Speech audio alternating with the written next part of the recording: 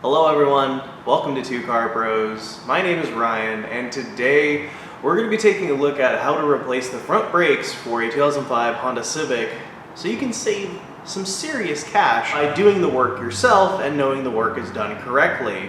So if you don't know how to jack up your vehicle safely, you can click the card up here.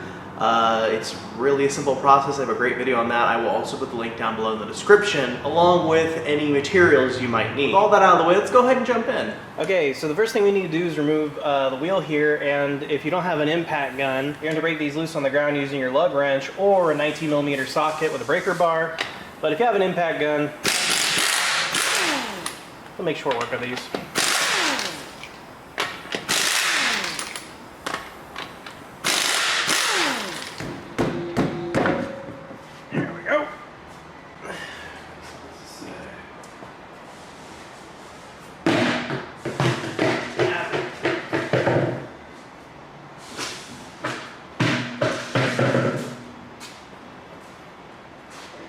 Next, we're going to turn this assembly here so it's easier to work on.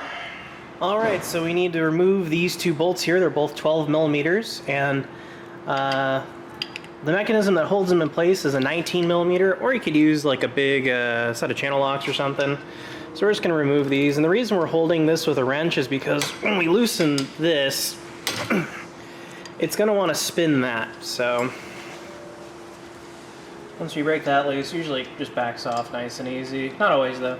There we go, there's one. There's two. And we should be able to get the caliper off here. Sometimes it does need some persuasion. There we go, and we can set this aside.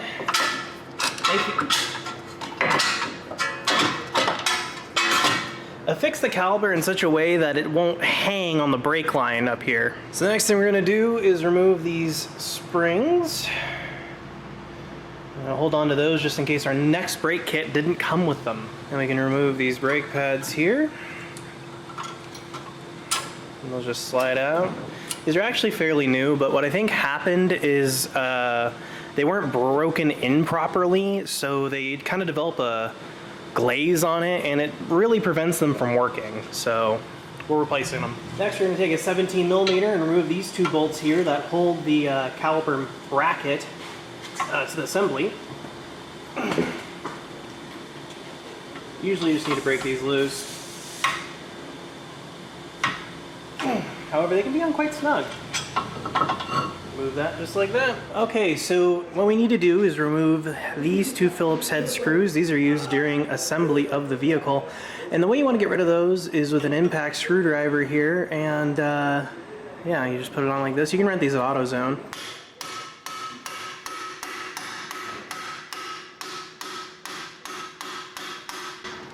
And once it's broken loose like that, you can back these out.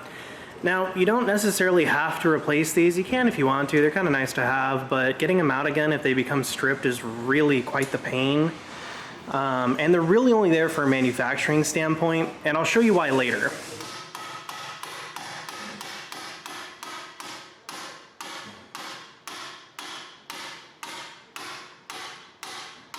Okay, with those out of the way, your rotor might still be stuck on.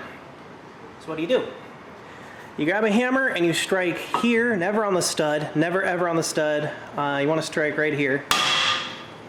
And it comes off. What we want to do here is remove these slides here. You want the boot to come off with it. So once they're apart, you can clean this slide really well. And we're going to re-grease it. There we go. And do this one too.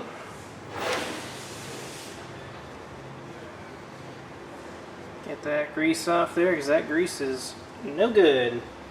You can do your best to try to clean inside of there, but it's usually a futile effort. And check your brake kit, because it might come with some grease here. So if you have that, go ahead and use it. But I have a whole container, so I'm going to use that. What you want to do is apply some grease on there, like this, and then slide it over like that. Maybe put a little bit more on there. And spin as you're inserting, making sure the boot goes back into its home. Okay, we got those slides nice and lubed up and put back in their home. They just, push straight in. And we're going to remove these clips here. Hopefully our new kit came with them. And the kit we're using today is it's an AC Delco 17948M, I believe. I will be leaving a link down below in the description.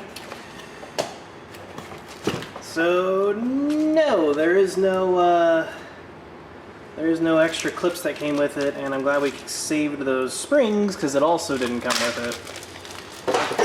So they're packaged like that, and since it didn't come with new clips, we'll just reuse these. Now, if your guides here have scratches or cracks or totally garbage, you want to replace them, and those just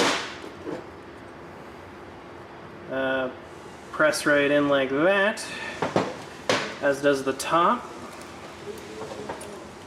There we go. Now, so we're going to put the brake pad back on like this.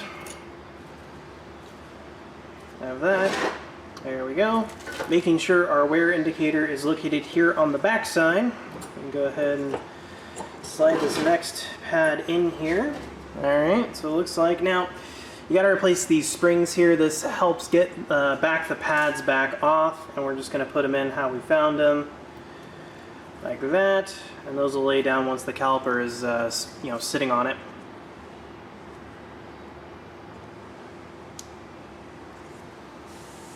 There we go. Now this is ready to go back to the car, but not just yet because we haven't prepared the rotor. Here is our rotor for today. It is an AC Delco 1A337. Oh, 1A37. Nope. It is an AC Delco 1A367A. I'll be leaving a link down below in the description to this exact part if you want to follow along.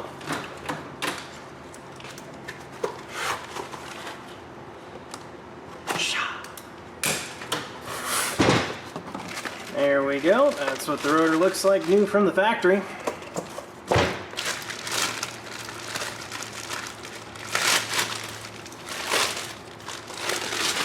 Now, when a brake rotor is made, it is covered in a manufacturer's grease to keep it nice and fresh to the end user. So we're going to take some carburetor spray and really clean this braking surface here of all manufacturing grease. You might even want to wear gloves so none of your human people grease gets on there. I'll flip that over. Do both sides.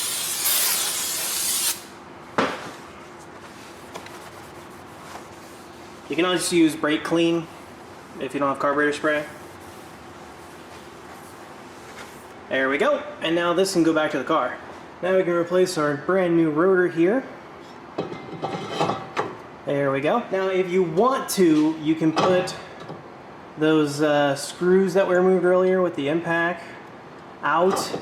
But here's the thing. They're kind of a pain in the neck to get in and out, and the next time you take brakes off, if you strip that, oh man, you are in a world of hurt. So the manufacturer puts that on during assembly, so it makes it easier. But here's the thing. The wheel and the lug nut are really going to hold this thing to the hub here. And if you're worried about working on it, well, the bracket we're going to put on for the caliper is really going to hold that in place like this. So these are kind of unnecessary. You don't need to put them on. If you want to put them on, you totally can. There's nothing stopping you. I'm just not going to. Alright, the next thing we're going to do is slide in our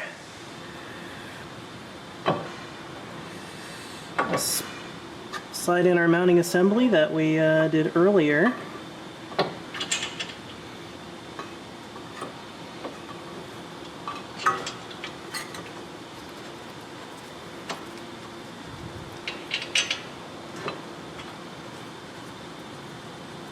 And we can tighten up those 17 millimeters there.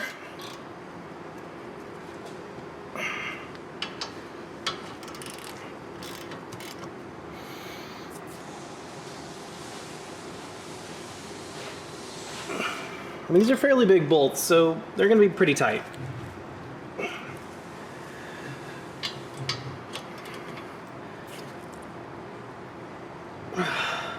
go. All right, so the next thing we want to do is retract this piston into the caliper housing here. Yours will probably be a little bit further out. It's just these pads didn't have a lot of wear on them, but I'm pretty sure they're glazed over, so they don't work correctly. And we're going to use the old pad. This is an old brake pad and a C-clamp here to slowly retract that piston back into the caliper.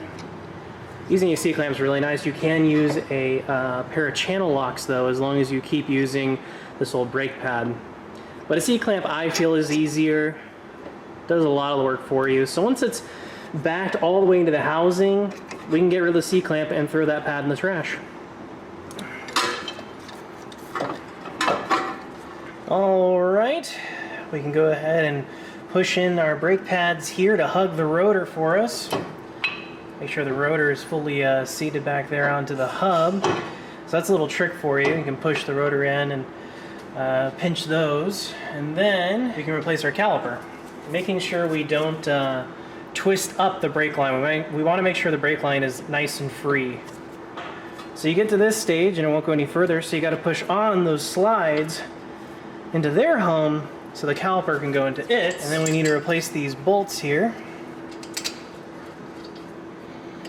And we get our old friend 19mm wrench and 12mm ratchet. Make sure that's on nice and snug. That. There we go. And we got to do the bottom one too. Don't forget. So that's on nice and snug, and there you go. All right, now we can turn the wheel back here. Replace our wheel. Replace our lugs. Now, since this only has 4 bolts and not 5 or 6, you always want to go in a cross pattern. So if you're going to start tightening here, then go here, then go here, then go here, that's how you do it. Just never go from here to here. Always go across the web. Then we can tighten these up.